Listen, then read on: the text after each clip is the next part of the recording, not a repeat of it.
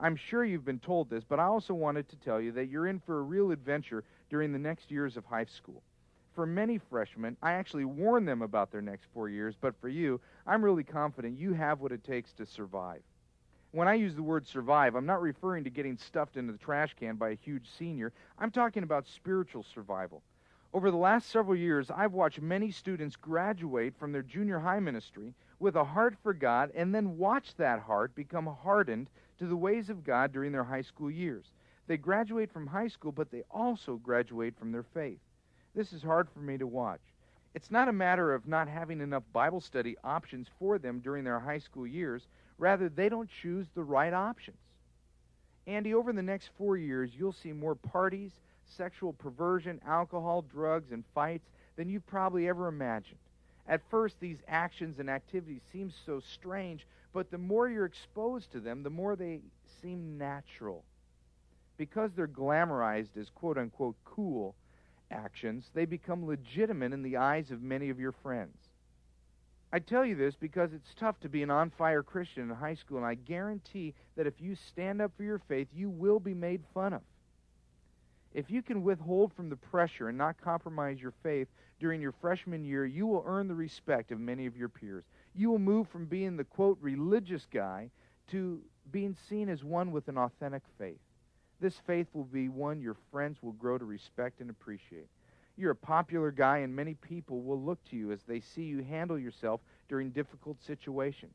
They will watch how you live your life, what kind of language you use, how you treat girls. As a Christian leader, you will be watched. I believe in you, Andy. I really believe that you have what it takes to survive high school as a growing Christian. I'm anxious to see how God shapes and molds you over the next 4 years. He isn't finished with you. I want you to know that I'm here for you as a friend and a brother. I look forward to your high school graduation being an example of what a committed Christian looks like who graduates high school. Your friend, Doug. Now, why did I write this letter? Well, because it's the same type of letter that the Apostle Paul wrote to the church in Philippi. In Philippians chapter 1, we see and read about his love that he has for the people in this church and how he wanted them to grow in specific ways.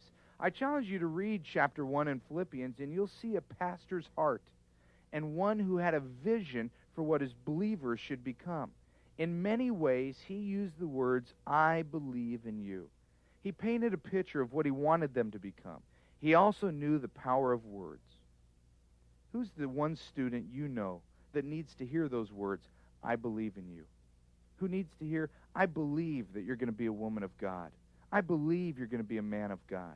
I believe in you as you go through the pain of your parents' divorce. I believe that God has something great planned for your life. Those are words that mold. And as I wrap this tape up, my prayer is that you will evaluate your word choice and consider your words worthy enough to be spoken into the life of a teenager. When they're encouraging, truthful, soothing, challenging, and molding words, they will not be forgotten.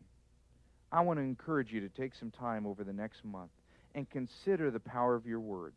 They have the potential to make young lives count. Thanks again for taking the time to listen to this tape. Thanks for loving God, and thanks for caring for students. I hope these were helpful words. God bless you.